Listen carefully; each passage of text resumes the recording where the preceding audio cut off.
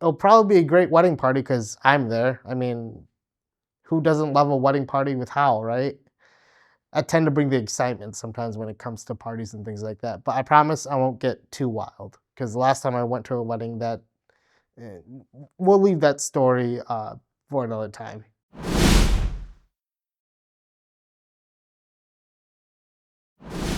What's up, guys? This is Hao Kong, your host for Let's Talk Pack. Now, I am doing this alone this week, again, going solo. Um, don't worry, Roy is doing great. He's doing fine. Just a little busy this week to a point where he can't really make it this week to record another episode. But don't worry, he's fine. He'll be on with us maybe in the next couple of weeks. We'll see. But for now, you have me. But that's okay because, here in Let's Talk Pack, we keep going and, we have a lot to talk about this week. Speaking of this week, I hope all of your weeks are going good. I know my week has been going pretty good, pretty busy at my other job. For most of you that don't know, I am a video editor and producer at a video production site here in Green Bay, Wisconsin. Hence the reason why I like doing these Let's Talk Pack videos. Is kind of like my side job in a way, but I just love talking football.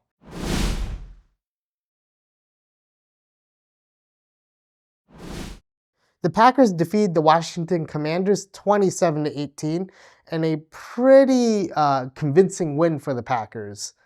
Uh, Jordan Love was on fire on the offensive end, and then the defensive end, Micah Parsons. Again, I keep talking about it every single week, but the Micah Parsons effect is really taking shape. And he didn't play that much, didn't get on the field as much as he would like. Obviously, he would like to be out there full time, but again, when he's out there, he is wreaking havoc. He is pretty much the dominant force that we thought he would be. Jordan Love played lights out in the first half. No picks, which is great for Jordan Love because last year, if you remember, there was a span of games where he kept throwing picks, and we didn't know whether or not he would ever have a game where he didn't have an interception. But through 2 games so far, he hasn't thrown any interceptions.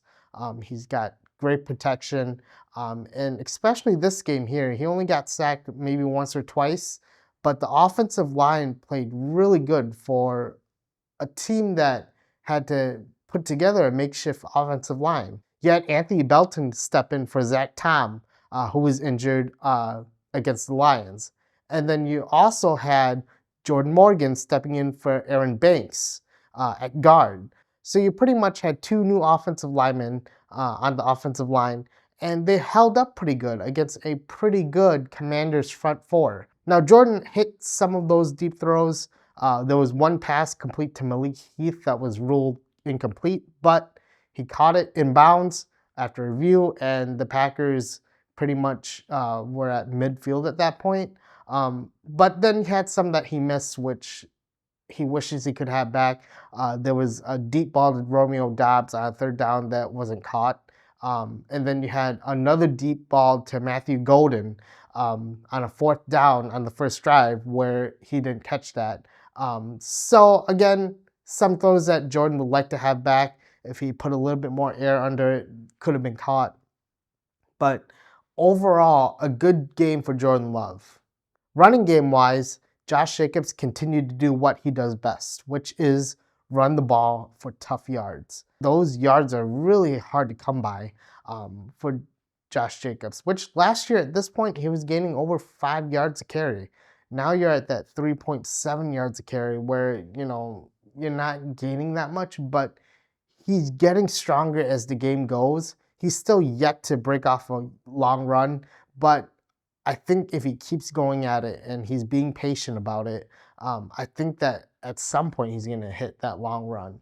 But for now, the rushing yards are coming tough for the Packers, making them rely more on the passing game, which is great for Jordan Love.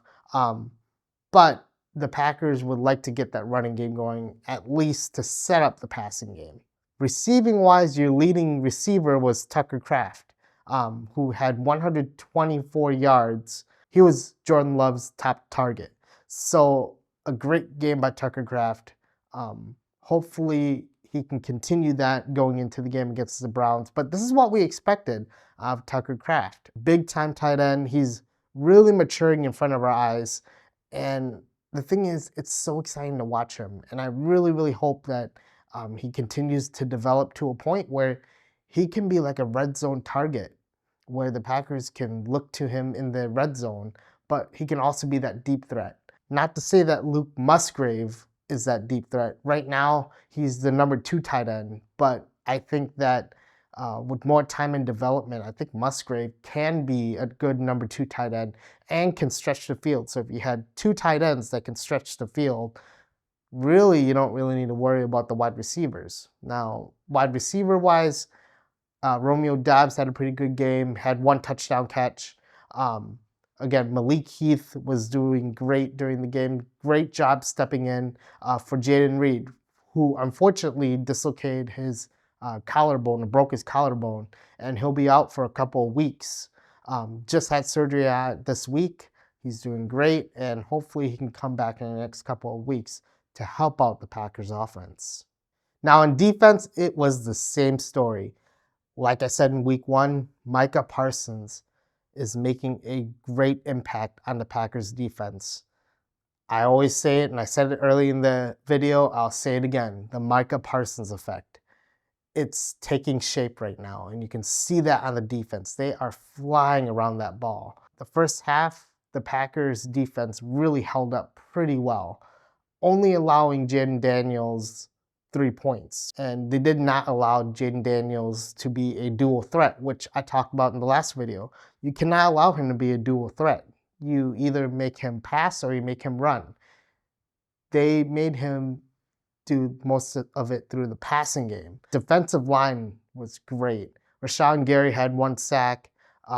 Couple other players had 1 sack. Devonte Wyatt had 1 sack. Other players who had a sack were Lucas Van Ness. You had Micah Parsons with half a sack himself. Again, this defensive line is dominating the line of scrimmage. And that's important in the NFL. If you can dominate that line of scrimmage, you're pretty much controlling that offense on whether or not they can run, they can pass. But this is something we haven't seen out of the Packers defense in a very long time. And there's so much excitement around the Packers defense. Even though, you know, the sacks aren't there and things like that, they're getting to the quarterback. What does that allow the Packers defense to do? It allows the Packers defense, especially the secondary, to play more freely.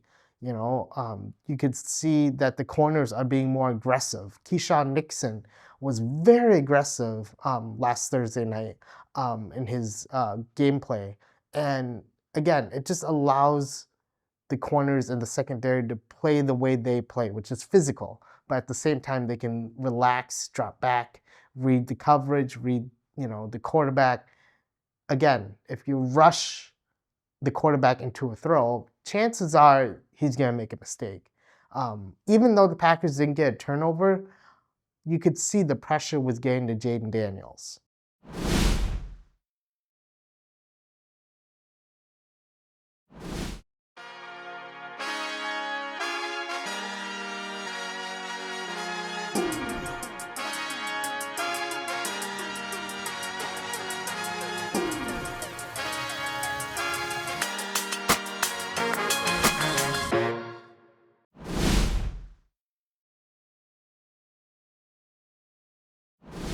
Now looking ahead to the Packers matchup against the Cleveland Browns on Sunday, it's the first noon game for the Packers, as the Packers have played at 3:15 against the Lions and then a night game against the Commanders. So very interesting to see how the Packers are at a noon game.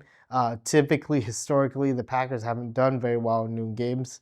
As Matt LaFleur says, and excuse my language, well, you know what, I'm not going to even use his language, but he would like the Packers to start off hot.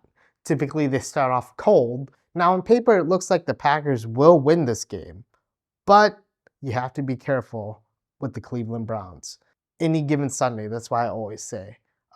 Anything can happen in the NFL, so it's important for the Packers to not overlook the Cleveland Browns. And that's one of my keys to the game.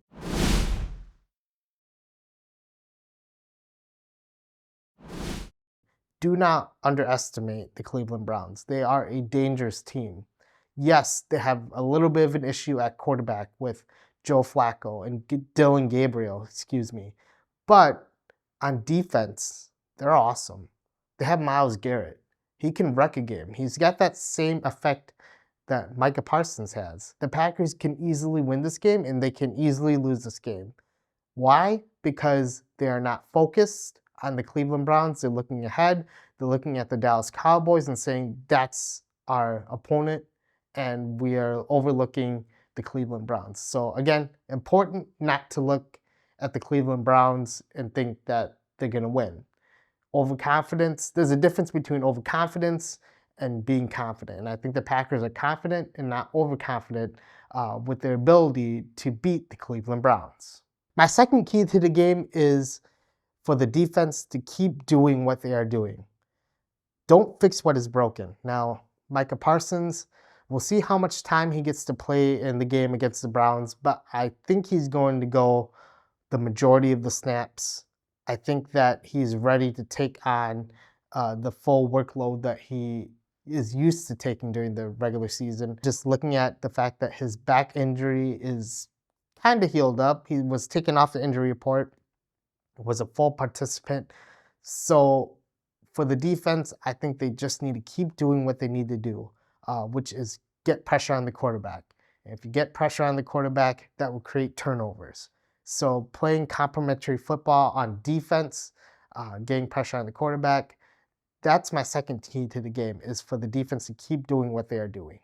And my third key to the game is to not let the Browns defense control the game.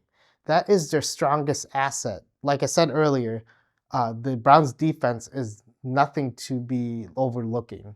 They have Myles Garrett. They have a couple of defensive stars on their defense that can wreck a game, that can control the game. It's important for the Packers to get the tempo going on offense and keep doing what they're doing, get the ball deep, use your wide receivers, get Matthew Golden involved, get the running game. And this would be a great game to get the running game going. Rely on Josh Jacobs, rely on your stars. And for Jordan Love, keep doing what he's doing. He hasn't thrown a pick all season so far. So I'd expect the Packers to rely heavily on the passing game, seeing that the running game hasn't gotten going yet. But I could be wrong. The Packers could get the running game going as well against a Cleveland defense that has struggled against the run.